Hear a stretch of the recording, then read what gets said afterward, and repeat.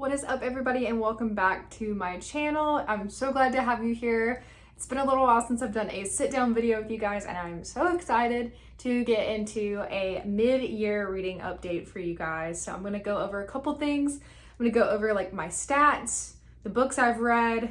I'm not going to list every single book I've read, but I'm going to list my top favorites so far of the past 6 months. So a little bit less than 6 months because technically I'm recording this at the end of May. So 6 months would be at the end of June, but it's close enough. You know, this is the time that I have to film the video. So here we are.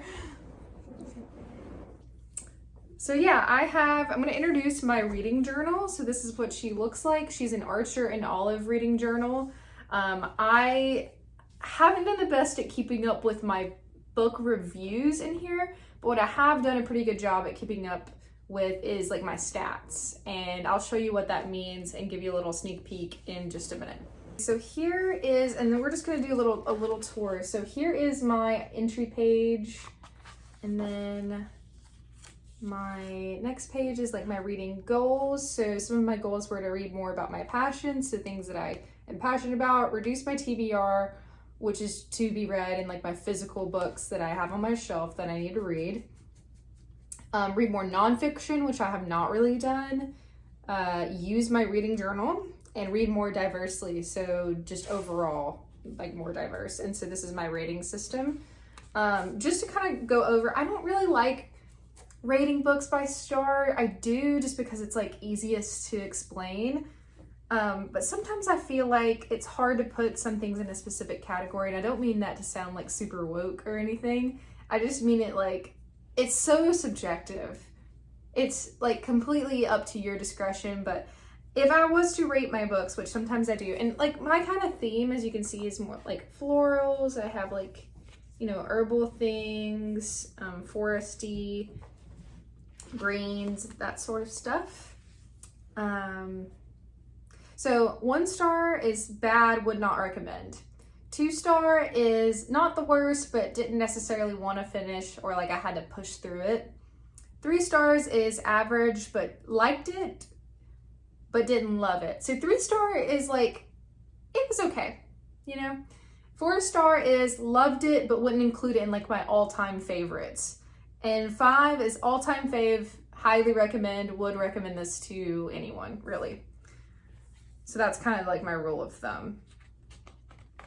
And so here, this is kind of, I don't have this page done yet, and that's why I was hesitant to show my journal, is I wanted to do like a side-by-side overview of like 2021 and 2022, which 2022 obviously won't be completed until the end of the year, but like I wanted those stats maybe like right beside each other. And so next I have book of the month picks. So I have like a box for every month, and that's like actual like book of the month subscription. And I'm gonna write in like which book I pick for every month because I am subscribed to that. And even if I skip a month, I'll include that in there. It's just kind of fun to look at. So here is my genre tracker, which this is one of my favorite things because you get to look at like how many, what you're reading in each genre. And it's color coded by like the star rating that I gave them. So I like this because I can see like what genres I've had like the most success in, I guess, as far as like books that I like the most. So far my most read genre at this point is I've read 6 fantasy. So 6 fantasy, 5 thrillers, 5 horror, 3 contemporary, 3 mystery, 1 sci-fi, 1 manga, 1 nonfiction, and 1 romance. So that is what we're looking at so far. So this is one of my favorite layouts I have. And I'm gonna do a flip through later where you can see like more up close, but this is like a book of the year bracket. So it helps me determine like what my favorite book of the year is by picking a favorite book each month and kind of like putting them up against each other until we get to the very end. So like the overall winner. So it's just kind of fun little things. So my favorite book, okay, let's do this then. My favorite book from January was a hard one. So let's start just talking about the books I've read and why I like them and stuff. Also, you're gonna see like the little tabs on my books, and that is how I annotate. I have a whole video on how I annotate my books if you want to know like why I do certain colors for certain things. And on the inside of my books, I put like a little guide. So you should watch that video to get like more of an explanation into why I do what I do there. But this has to be one of my favorite books that I've read this year, and it's The 7.5 Deaths of Evelyn Hardcastle. This is a pretty popular book. I've seen it talked about a lot, but it came out a couple of years ago and I never read it. I've always been interested. It's a true mystery it's interesting. So I actually am in a book club with a lot of my work friends, and this was our first book that we read. This is a great book for a friend discussion or a book club. If you have one or you wanted to start one, like this is honestly perfect for that because there's so much mystery and like fun involved. You never really know what's going on. So I'll read the back description and then talk a little bit more. So it's by Stuart Turton, which I believe this is his debut novel. So the rules of Blackheath, and Blackheath is like the estate, which I love a good like creepy like aesthetic, like estate, like a rich, like estate. So Evelyn Hardcastle will be murdered at 11 p.m. There are 8 days and 8 witnesses for you to inhabit. We'll talk about that later. We will only let you escape once you tell us the name of the killer. Understood? Then let's begin. Evelyn Hardcastle will die every day until Aiden Bishop can identify her killer and break the cycle. But every time the day begins again, Aiden wakes up in the body of a different guest, and some of his hosts are more helpful than others. So this is super cool. It's literally like, oh, what's the way it's described? Hold on. There's like a quote that's pretty cool. Okay, yeah. Pop your favorite Agatha Christie whodunit into a blender with your scoop of Downton Abbey, a dash of Quantum Leap, and a liberal sprinkling of Groundhog Day, and you'll get this unique murder mystery. So this is a true murder mystery. It gives very 1920s vibes, but as you read, you're led to believe that this is actually like either present day or future. I'll let you figure that out on your own. But I have a lot of good quotes that I got from this book. This is going to be a top contender for sure of my favorite of the year. You basically are in a perspective from the same day in 8 different people, and you're literally in their body. Like he wakes up and he starts the cycle, and the goal is to find out who murdered Evelyn Hardcastle, which you start out not even knowing who that is or why it's important or like what the purpose is. And you have 8 days to figure it out. So it's super cool. There's a lot at stake. It's very, very cool. So definitely recommend this if you enjoy mystery or murder mystery. It's not scary if you don't like scary stuff. It's kind of like eerie and like mysterious, obviously. 10 out of 10 would recommend. One of my favorites. Was my favorite pick for January. Close contender to my favorite pick of January was 56 Days by Catherine Ryan Howard. So this is pretty interesting. It's a very quick read. It's about 280 pages, but you can go through it pretty quickly. Literally the blurb is no one even knew they were together and now one of them is dead. So it's a thriller that takes place in Ireland, I believe.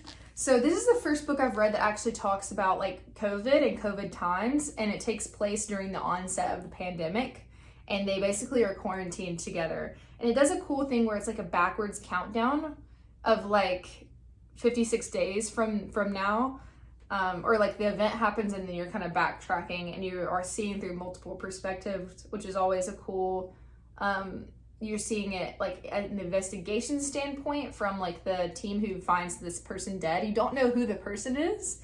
So you're going through the whole story not knowing which of them ends up dead until the end, which is pretty neat. So I think this is a really good one if you're interested in thrillers. This one just beat it out for me a little bit for the month, but this is still in my top favorites of the year. Next up we have, let me see. So, okay, next we have my favorite book from February, which is Once There Were Wolves by Charlotte McConney. So this actually takes place in Scotland, which is super cool. I'm actually a good percentage Scottish, which is pretty neat.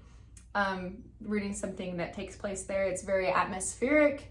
You're out in the wilderness. And so I thought this book was very unique. You follow your main character, Inti, who has a sister. And Inti has this disorder where anytime she sees pain being inflicted, whether it be on a human or an animal, she physically like feels that pain and like experiences it as she sees it happen. So it's very interesting. Apparently this is also a real thing. I don't know how common it is, but I thought that was very cool. A different perspective, and like it adds a certain level of like intensity, obviously, especially since she's actually a environmentalist or like a conservationalist who is trying to like reintegrate wolves into Scotland. And so it talks a lot about nature and like becoming one with nature and like having a respect and not like a mutual respect for animals and not like the fear. And so obviously a lot of people are not on board with them being there and reintegrating these wolves, but it's her goal to do that. So you're having that go on, as well as some interesting family dynamics. There's a lot of trauma between their family and like what her sister has been through. I will say, like, trigger warning for this one for like sexual assault. They do talk about that. That is something that the characters have dealt with, and there are some small descriptions of that. I don't think it goes into like super in depth, but just in case that's something you want to avoid. I really enjoyed this book. It's a very short read, 250 pages. I read this in a couple of days, and there's a mystery as well. So there's a lot of elements in this one. I think it's technically labeled a mystery, but I would say it's a blend of mystery and contemporary. There's a lot of things going on in a good way with this. Okay, so my favorite book for March is Vow of Thieves, which I'll put a picture on the screen because it is a audiobook. I'll put a picture on the screen of the cover. But this one was also really good. It's a sequel. So it's a sequel that ends up being one of my favorites. I think I actually like it more than the first one, which is surprising. But I don't remember the main character's name, but you're following I don't want to give up too much away because the first book is, like, I don't want to spoil the first book if you haven't read it, but the first book is Dance of Thieves, and then this one is Vow of Thieves. So I'll put a blurb on the screen so you can read it for the first book, and I'll show you the cover of the second book, which is on my favorites list. Okay, and so my favorite book for April is Under the Whispering Door, which I'll put a picture of that on the screen here. This book is amazing. It's probably so far my favorite of the year. It is really good. So it talks a lot about death and like that process and like what happens when you like it's a fantasy book, but it talks a lot about like real life issues. So you are following this man right after he dies. He goes into essentially it's a purgatory state that actually is a tea shop. So there is the owner of the tea shop, and then there's people that work there that help people cross over. And so they help them resolve, things that have happened in their life, and they comfort them while they are processing the fact that they have died. And it sounds super dark, but there's so many good elements to this book. I feel like the way it talks about grief and pain is really insightful and really meaningful. I'll put the blurb on the screen as well. There's some touchy, like tough subjects as well, especially in the time we live in right now. But this, I feel like I read at the perfect time. I listened to the audiobook and it was amazing. The voice actors were awesome. Definitely recommend. I think it's fantastic. Okay, and lastly, I think for my favorites so far, we have Malibu Rising by Taylor Jenkins Reid. I also read this in April. I have not determined my favorite book for May yet, so I'm going to hold off in mentioning that. I'll just include that in my second half, or maybe like a quarter update or something. But this book is a contemporary book, and you follow 4 siblings as they handle, I think that the best way to describe this book is like generational trauma, which I think is very important to talk about, and, you know, trying to be, you know, different than your family if they have set a bad example for you, as these children's parents did. Their mom was doing their best, but their dad left them when they were young, and he's actually very incredibly famous in this book and in this time. So this takes place in the early 80s. So yeah, 1983 in August in Malibu, which is really cool. It's very atmospheric, feels very 80s. I really liked this book a lot. It can be triggering depending on like how you feel. Like for example, like alcoholism is very heavily referenced, parent death. They talk a little bit about sexual assault as well, and abuse within, like, verbal abuse and physical abuse. So just keep that in mind. It's a heavy book, but I think it's very important. I think a lot of the subject matter that they talk about is really important. It really talks a lot about sibling dynamics, and like I had a lot of relation to the oldest sibling and her role that she took in the family. So I think it's really good. Everybody has their own drama. If you like drama, this is a good one. But like real life drama, like serious stuff. So yeah, you follow each one of the siblings. So it's Nina, Kit, Jay, and Hud. This was also a book club read for us, and it was really good for discussion as well. So I think this is an awesome read. My first book from Taylor Jenkins Reid. I know she's a very popular author, but I just haven't read any from her, but now I want to because I really loved this. So let me know in the comments if you have any suggestions for her books. So yeah, so far I have read 27 books this year. So that's super exciting, and I broke down genres earlier. I'll show some more of my reading journal and a little flip through.